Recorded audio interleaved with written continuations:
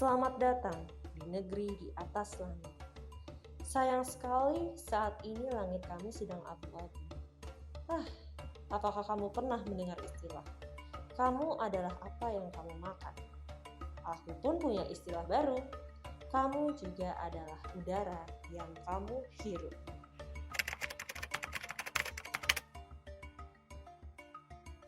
Nyata banget. Why? Karena udah kerasa kan, untuk sekarang ini lebih panas daripada masa dulu.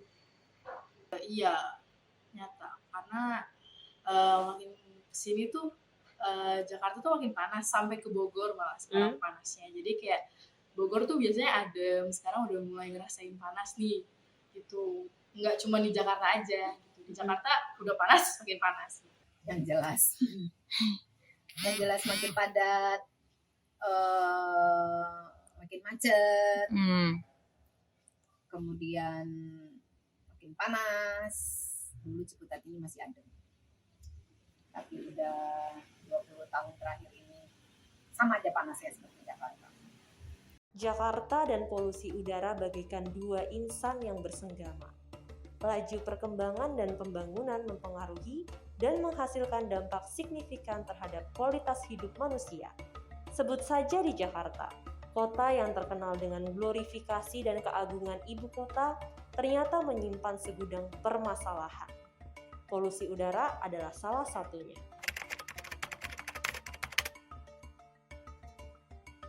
Udaranya karena banyak kendaraan ya, jadi makin sumpek aja sih gitu. Jadi mau ngeliat pemandangan juga pun ketutup sama polusi-polusi gitu.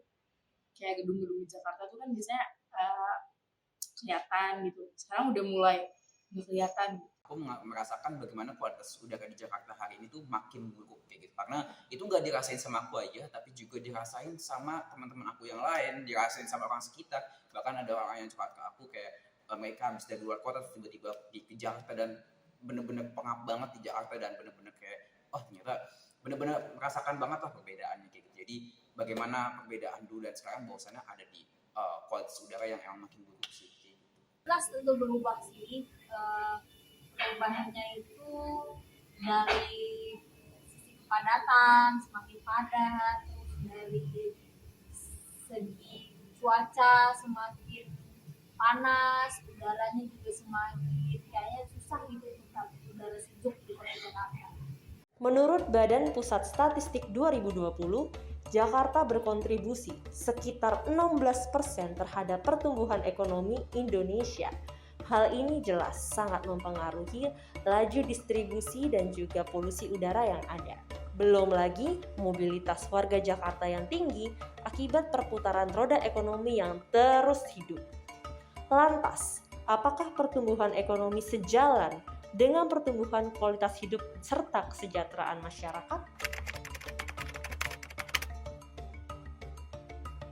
Panas. Hari pertama gue di Jakarta, hari pertama gue pindah ke Jakarta, gue buka jendela, terlihat banget polusinya di langit Jakarta. Kayak gimana tuh? Ya, kayak kabut tapi bukan kabut. Emang ada bedanya sama Nggak tahu sih, orang-orang sih daerah bilang lain? polusi. Dan jemuran itu jadi banyak debu kalau di Jakarta. Oh iya? Ya. Lu ngerasain itu? Iya. Oke. Nah Bun, kan Ibu bilang tuh Jakarta sama Ciputat sama aja panasnya. Sebenarnya penyebabnya menurut Ibu apa sih?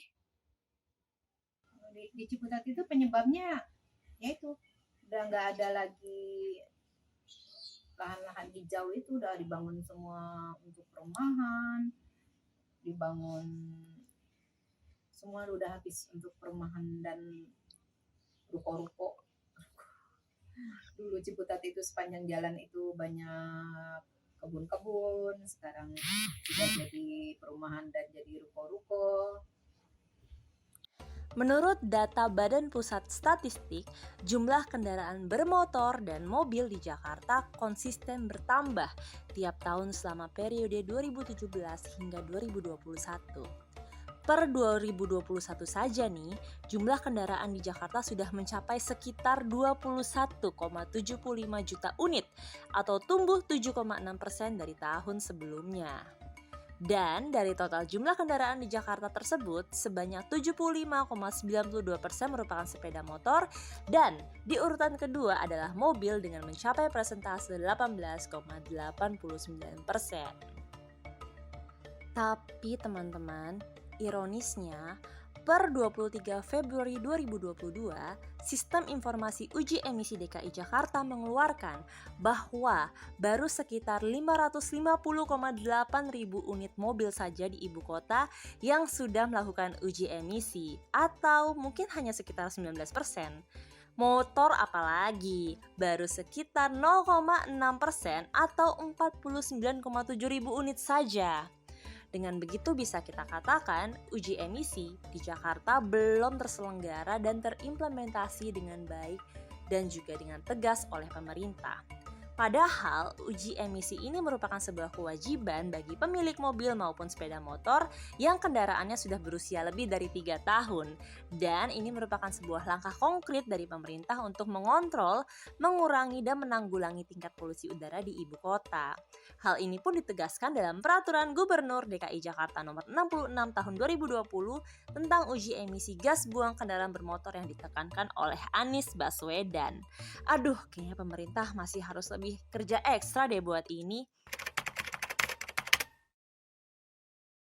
Oke, tentu setiap kegiatan dan semua itu kita berangkat dari paradigma kita ya terhadap isu-isu yang ada di sekitar. Dan dari teman-teman sih berpikir hal yang sama sih kayak aku, dan mereka juga udah mulai resah dan udah mulai melek kalau misalkan isu krisis udara bersih saat ini tuh udah harus digaungkan dan segera mungkin pemerintah juga harus membuat kebijakan publik bagaimana bisa mengatur udara bersih tersebut sih. Dan dari situlah kita berangkat kalau misalkan kan juga waktu itu ada data ya kalau misalkan Jakarta pada 22 Juni 2022 itu menduduki posisi peringkat pertama gitu. Dan ternyata itu bukan pertama kalinya, dan ternyata Jakarta di 2019 pun juga pernah masuk 5 besar, dan kalau nggak salah di akhir-akhir ini Jakarta juga masuk ke 5 besar lagi. Nah disitulah kita melihat kalau misalkan Jakarta ini udah darurat polusi udara gitu. Dan akhirnya dari situ kita coba membuat berbagai kegiatan yang emang tujuan kita adalah meningkatkan awareness, karena kita melihat bahwasannya meningkat atau bahkan mengatasi polusi udara ini sebenarnya nggak bisa kita hanya mengandalkan dari pemerintah saja, walaupun kita melihat bahwasanya kebijakan publik ini menjadi salah satu solusi yang pada itu bakal efektif banget karena dia bakal mengatur semua masyarakat yang ada gitu. Tapi tentu ini nggak bisa kita berkait atau bahkan cuma mengandalkan pemerintah saja, tapi juga butuh partisipasi semua orang buat pada akhirnya saling membantu kayak gitu. Makanya tujuan kita sejauh ini adalah meningkatkan awareness masyarakat, yang dimana kegiatan kita kayak misalkan melakukan aksi udara bersih kayak tanda tangan dan lain sebagainya, melakukan puisi, terus juga membuat diskusi, membuat reels, konten Instagram, dan masih banyak lagi sih sebenarnya kegiatan-kegiatan kita. Tapi tujuan kita satu, yaitu bagaimana meningkatkan awareness masyarakat kalau misalkan ini loh kualitas udara kita udah darurat banget, dan itu tuh dampaknya dan sebabnya itu karena dari kita sendiri, kayak misalkan asap kendaraan bermotor, kadang ada juga masyarakat yang merokok gitu kan, terus juga pembakaran sampah dan lain sebagainya. Itu sih paling. Michael Greenstone, pencipta Air Quality Life Index dari Energy Policy Institute at the University of Chicago, menyatakan bahwa dampak polusi udara di Jakarta disebut 6 kali lebih berbahaya daripada penyakit AIDS yang disebabkan oleh virus HIV. Bagaimana tidak, karena polusi udara juga berdampak pada harapan hidup masyarakat di ibu kota loh. Waduh, menurut temuannya di Akli Jakarta Raya, penduduk Jakarta 10,3 juta jiwa akan kehilangan harapan hidup rata-rata 2,4 tahun. Itu pun jika Jakarta berhasil menurunkan tingkat pencemaran udara sesuai dengan standar Organisasi Kesehatan Dunia atau WHO. Hah, gimana nih caranya?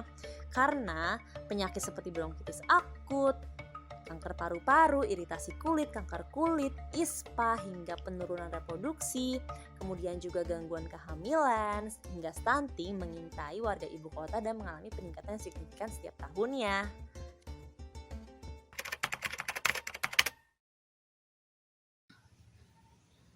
Mungkin dikurang-kurangin lah tuh kendaraan setiap tahun. Murah meriah itu. Motor bisa kredit cuma 500.000 bisa punya motor. cobalah pakai transportasi umum untuk mengurangi kepadatan jalan dengan memakai kendaraan pribadi, mobil, terutama mobil. Kendaraan transportasi umum kan sudah banyak kayak MRT, kemudian TJ. Kenapa mereka nggak taruh aja di tempat satu parkir kendaraan pribadinya, terus mereka pakai kendaraan pakai transportasi yang disediakan oleh pemerintah. Kan itu salah satu untuk mengurangi kemacetan. Oke, Bu. Mengurangi polusi juga. Lihat dari Singapura misalkan ya, mereka kan bagaimana mendapatkan SIM itu kan mahal banget ya, sampai berjuta-jutaan. Itulah yang pada daerah membuat masyarakat di sana tuh berpikir 2 kali buat punya mobil gitu kan, punya kendaraan. Jadi mereka beralih ke transportasi, tapi transportasi mereka kan mendukung juga gitu bagaimana mobilitas warga. Jadi melihat keadaan sekarang, kalau misalkan kita memberhentikan mobil atau bahkan penggunaan transportasi secara umum itu kan bakal susah banget, karena kayak Transjakarta pun juga belum bisa reach out semua daerah sih kayak gitu. Kamu percaya nggak kita akan bisa bertahan? Atau kamu justru, wah kita bisa aja nih tenggelam? Gimana kamu melihat Jakarta berapa tahun lagi? Melihat keadaan saat ini dengan awareness masyarakat ya, dan juga mungkin di lingkungan mahasiswa aku sendiri, aku melihat isu lingkungan ini masih minoritas banget sih.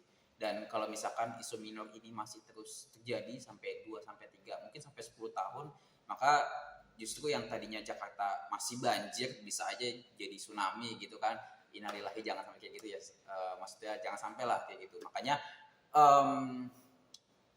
kalau misalkan kita melihat keadaan saat ini juga dari aspek-aspek lain, kayak misalkan pemerintah dan lain sebagainya, juga sebenarnya menjadi satu langkah awal kalau misalkan pemerintah itu juga aware juga sama mengenai isu-isu lingkungan. Terus juga mungkin udara bersih masih belum ya, makanya semoga Pak Anies cepat-cepat menandatanganin mengenai Pergub udara bersih.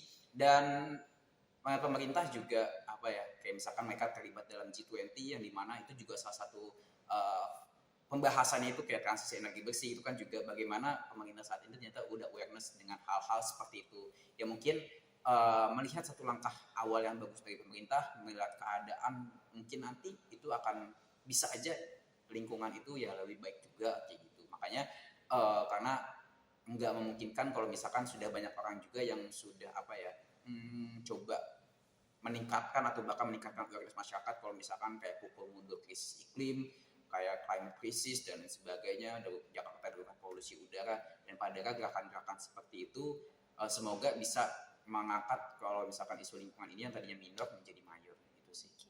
Semakin lama kita menunggu, semakin besar peluang kita berjalan menuju kemunduran kualitas hidup yang layak. Padahal udara bersih itu gratis dan hak seluruh makhluk hidup. Susahnya jadi warga Jakarta, polusi udara, sesakan dada. Lawan banjir? Biasalah, ikan roda kehidupan rakyat. Panasnya kota, luar biasa guys, buat kulitku iritasi. Mana katanya mau tenggelam, aduh, ada-ada aja. Tapi jadi mikir ya, mampukah kita bertahan di rumah sendiri, jaga